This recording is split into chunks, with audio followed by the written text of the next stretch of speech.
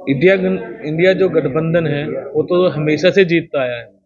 अब हुआ ऐसे कि इन्होंने पिछली बार निष्पक्ष तरीके से इलेक्शन नहीं कराए, जबकि उस टाइम नंबर हमारे पास ज़्यादा थे। और उसके बाद इन्होंने क्या किया वो तो आप सभी को पता है कि हमारे 3 जो पार्षद है किस उसमें ले गए, वो अपने लालच में ले गए या किस प्रॉब्लम में ले गए, हमें तो खुद नहीं पता। जो हमारे जो 3 साथी तोड़े गए उससे उन्होंने अपनी नंबरिंग ज़्यादा कर ली। लेकिन ये भी मैं तो आज इंडिया गठबंधन की जीत मानूंगा, क्योंकि हम जो है निष्पक्ष इलेक्शन कराने में कामयाब रहे।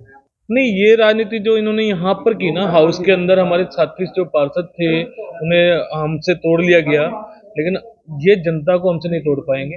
जनता कहीं ना कहीं हमारे साथ है। और आज देखना आने वाले समय में हमारा एमपी कैंडिडेट भी जीतेगा इंडिया अलायंस का, क्योंकि हम पारदर्शिता रखते हैं, निष्पक्ष में विश्वास रखते हैं, लोकतंत्र में विश्वास रखते हैं। तो आने वाले समय में देखना आप, हमारे जो एमपी कैंडिडेट होंगे वो भारी बहुमत से जीत रहे हैं। नहीं, मुझे नहीं लगता, क्योंकि चंडीगढ़ के विकास कार्य को लेकर एजेंडे आएंगे तो मुझे नहीं लगता कि उसमें किसी को वो होगी अड़चने।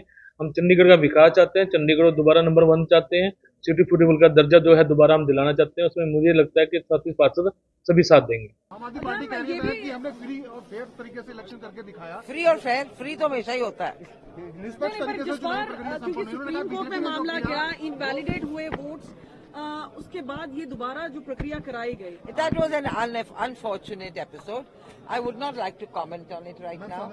I think I'm happy today that we have won both. तालमेल में कोई गड़बड़ी नजर आई, क्योंकि deputy mayor, senior deputy mayor आप बीजेपी का है, मेयर अपना कांग्रेस नहीं नहीं, वो भी मेयर जो कहने को कांग्रेस का नहीं है, आम आदमी पार्टी का। तुम तो कंफ्यूज हो गए हो। अच्छा, इंडिया अलायंस का मैम, पर क्योंकि नंबर्स अब फेवर में है बीजेपी के, एक वोट आज इनवैलिड हुई है। That means somebody has voted against. Kiran ji, एक मेयर बना रहेगा कि आपको लगता है कि it's gonna be a short lived election, क्योंकि numbers are in favour of BJP now? Well, everybody is always in favor of BJP. When they can't get a foot in, they go elsewhere. That's what I would like to say. Isn't it obvious? Pure India, में all the people who are changing to BJP, such big Congress leaders have switched to BJP. Look what happened in Himachal Pradesh recently. Abhishek Manu Singhvi ji lost Rajya Sabha seat from there. So everybody is always in favor of BJP. BJP does their work honestly and does a lot of work. We have a prime minister जो दिन रात काम करते हैं, लोगों के लिए काम करते हैं, जो समाज के जो शोषित, पीड़ित, वंचित लोग हैं उनके लिए काम करते हैं। तो मुझे लगता है कि everybody wants to join such a party. री-इलेक्शन में चुनाव लड़ेंगे कि नहीं? Excuse me. अभी होंगे मैम चेहरा लोकसभा चुनाव में। और एक देखिए, ऐसे पिछली बार भी हम जीते थे, पिछली बार भी 16 जी ये छोड़ के गए थे सदन को और 16-0 बटी थी। इस बार भी हम जीते हैं।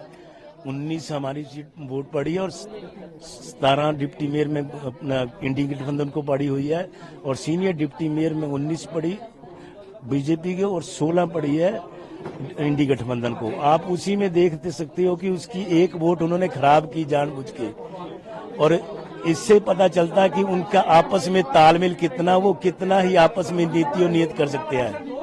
सबसे पहले तो मैं अपनी पार्टी का धन्यवाद करना चाहता हूं, भारतीय जनता पार्टी का, जिन्होंने हमें यहाँ के जो कैंडिडेट बनाया और आज जीत प्राप्त करी है। तो धन्यवाद है हमारी पार्टी का। और आगे जो शहर के काम है वो बिल्कुल बड़े तरीके से बेहतरी के लिए जो करेंगे। मेयर आम आदमी पार्टी का है, deputy mayor, senior deputy mayor दूसरी पार्टी बीजेपी का है, तो तालमेल में कोई कमी आनी नहीं, डेवलपमेंट होगी उसमें तालमेल में कोई कमी नहीं आएगी। उसके ऊपर हमारा एमपी है चंडीगढ़ में, सेंटर में हमारी सरकार है, तो शहर की बेहतरी के लिए बिल्कुल जो काम होगा मिलजुल के करेंगे, अच्छे काम करेंगे। देखो, मैं गांव से आता हूं तो मेरी गांव की जो है मेन है जो एक लैंड पूलिंग का मुद्दा चल रहा है सारे गांव में, जो एग्रीकल्चर लैंड कलेक्टरेट वगैरह का जो मुद्दा है, उसके ऊपर शहर में जो कोई दिक्कत है, शहर की जो डेवलपमेंट है वो पार्किंग का लगा लो आप, फ्री होल्ड का है, जो ये मुद्दे चल रहे हैं, बिल्कुल हमारी पार्टी से बैठ के प्रधान जी से बात करेंगे, एमपी मैडम से बात करेंगे और हमारे राज्यसभा से एमपी सतनाम संधू जी से बैठ के तालमेल से जो भी मुद्दे होंगे शहर की बेहतरी के लिए, गांव के लिए, कॉलोनी के लिए, बिल्कुल करेंगे। आपके वोट के टाइम एक वोट इनवैलिड भी निकला है, वो उनको पता होगा, इंडिया गठबंधन को पता होगा उस बारे में, उनका आपस में तालमेल नहीं, आपको तो दिख ही रहा है, पता ही है सारा। तो धन्यवाद। देखिए, जब पिछले दिनों मेयर के चुनाव हुए, जो भी सुप्रीम कोर्ट ने फैसला दिया, हम सुप्रीम कोर्ट का बड़ा मान करते हैं और कानून का बड़ा सम्मान करते हैं। जो भी उनका फैसला आया हमें मंजूर रहा। और अभी जो सीनियर डिप्टी मेयर और डिप्टी मेयर हमारे बनने हैं, ये निश्चित था, ये तय था, क्योंकि हमारे पास ज्यादा भारी बहुमत थी, तो इस करके हम अपना सीनियर डिप्टी मेयर और डिप्टी मेयर आज बना पाए हैं। आने वाले दिनों में तालमेल कैसे बना के रखेंगे सर आने वाले, क्योंकि आपका deputy mayor senior deputy mayor है, दूसरा गठबंधन का अपना मेयर है। देखिए, गठबंधन तो मैं पहले भी कह चुका हूं कि गठबंधन तो कोई इनका चंडीगढ़ में है नहीं।